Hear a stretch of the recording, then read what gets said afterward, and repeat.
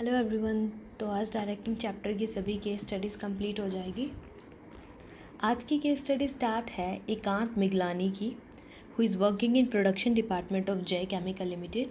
In that company there are 50 persons working at different posts in the department. He try hard to keep a watch over the routine activity of all the employees. तो उसने एक employ को observe किया, that is भोला राम, और कुछ other working जो machine पे काम करते थे वो मशीन को गलत तरीके से चला रहे हैं। मिस्टर मिगलानी ने एक ही बार उस मशीन को चलाने का सही तरीका बताया था, बट मशीन को चलाना इजी नहीं था। तो उन्होंने इस प्रॉब्लम का सॉल्यूशन सोचा, सबॉर्डिनेट्स की एक मीटिंग बुलाई और वहाँ बताया गया कि ये डिसीज़न लिया गया है कि एक ट्रेनिंग कैंप लगाया जाएगा, ऑर्गेनाइज़ किया जाएगा, जिसमें एम्प्लॉयज़ को समझाया जाएगा। They also decided that all the employees will drop a suggestion each in the suggestion box daily. कोई भी suggestion box में suggestion डालेंगे so that the different activities of the department may be improved speedily.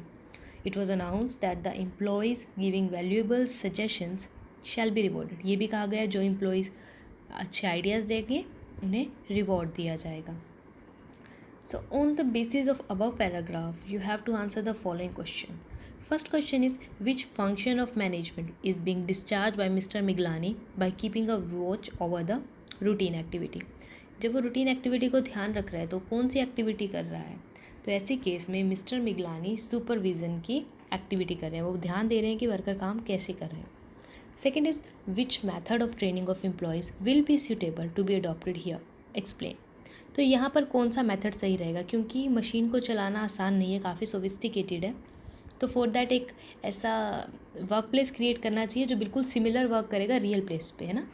तो इसे जिसे हम कहते हैं वेस्टिब्यूल ट्रेनिंग मेथड अडॉप्ट करना चाहिए, जिसके अंदर एक सेपरेट ट्रेनिंग सेंटर होगा, वहाँ पर सेम एटमॉस्फेयर होगा और वहाँ एम्प्लॉयज़ को ट्रेन किया जाएगा.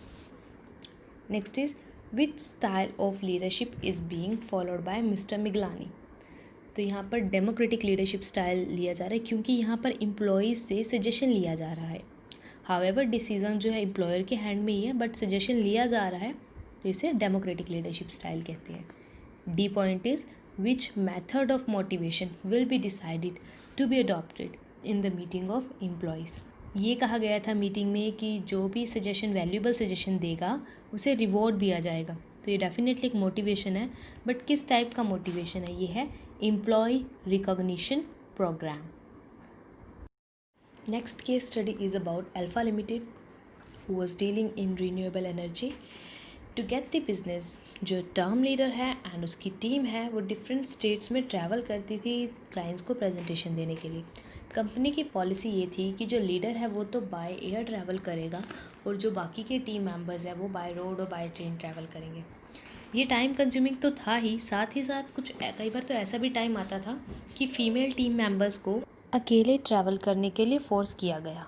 सो as a result subordinate were not acting in desired manner. जब सीईओ को इस बारे में पता चला तो उन्होंने टीम लीडर को बुलाया और मैटर डिस्कस किया एंड देन कंपनी की ट्रैवल पॉलिसी को चेंज करने का डिसाइड किया.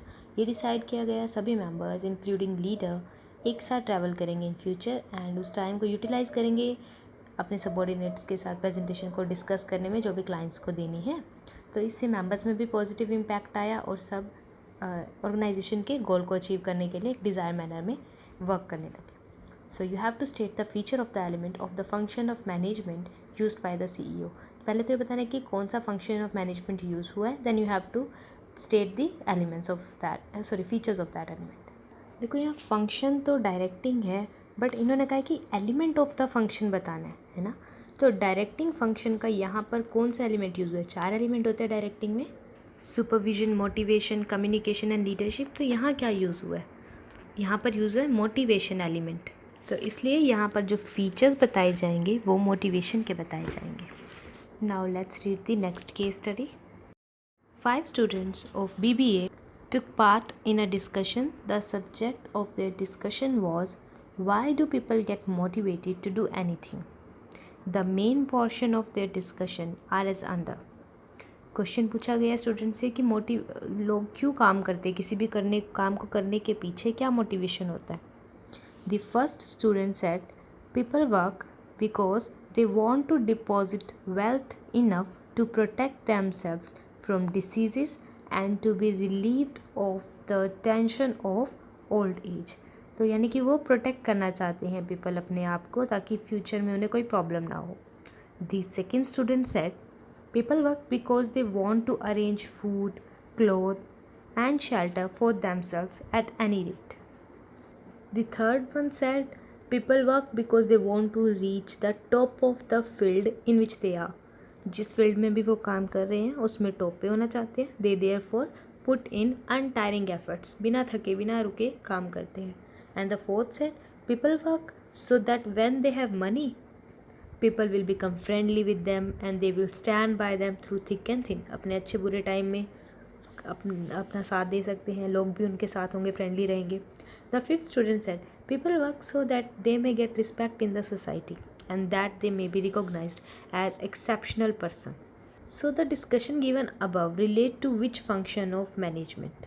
देखो इस क्वेश्चन में यही था कि पीपल क्यों मोटिवेट होते किसी काम को करने के लिए, है ना। तो यहाँ पर किसकी बात की गई है? मोटिवेशन की। और किस फंक्शन में? डायरेक्टिंग में। And the 5 friends spoke about the different needs of people as the basis of their doing work, identify these need. तो फर्स्ट फ्रेंड ने क्या कहा कि वो फ्यूचर में अपने लिए वेल्थ जोड़ना चाहते हैं। तो यानी कि जो फर्स्ट स्टूडेंट है वो सेफ्टी फैक्टर को देख रहा है। कौन सी नीड? सेफ्टी नीड को। सेकेंड स्टूडेंट बेसिक नीड पर फोकस कर रहा है, फिजियोलॉजिकल नीड, राइट।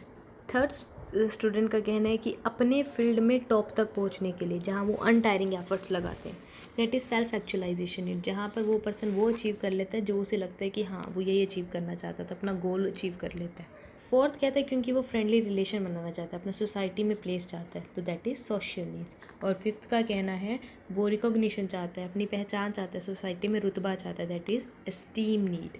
तो ये सब मोटिवेशन की नीड्स थी।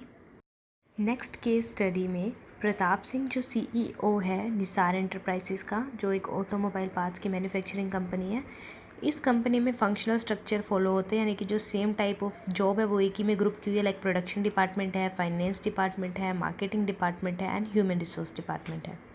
निसार एंटरप्राइज की अपनी मैन्युफैक्चरिंग यूनिट है मानेसर में। The factory has been plagued with many problem for a long time. काफ़ी समय से यहाँ प्रॉब्लम चल रही थी, जो प्रोडक्शन मैनेजर वरुण को अब पता चली। The problem had internal difference, problem थी एंड जो अंदर डिफरेंसेस आ रहे थे ऑर्गेनाइजेशन के अंदर ही। Time and again there were misunderstanding between management and the worker. तो इस बात को ध्यान में रखते हुए वरुण शर्मा ने सियाराम सिंह को अपॉइंट किया, जिसे 14 साल का एक्सपीरियंस था एक्चुअल वर्कफोर्स के साथ काम करने का। तो इस जो मीडिएटर का काम करता था मिडिल मैनेजमेंट और एक्चुअल वर्कर के बीच में। तो सियाराम सिंह ने वरुण शर्मा से पूछा कि मैनेजमेंट क्या चाहती है। तो उसके बाद वर्कर से मिला और मैनेजमेंट का आइडिया कन्वे किया। उसने ये भी प्रॉमिस किया कि जो वर्कर तुम्हारी प्रॉब्लम है मैं मैनेजमेंट तक पहुंचाऊंगा। इस तरीके से मैनेजमेंट और वर्कर के बीच सारे डाउट सियाराम ने क्लियर कर दिए। तो सारे इंटरनल मिसअंडरस्टैंडिंग क्लियर हो गई। 1 महीने के अंदर सब वर्कर यूनाइट हो गए एंड वर्क करने लग गए।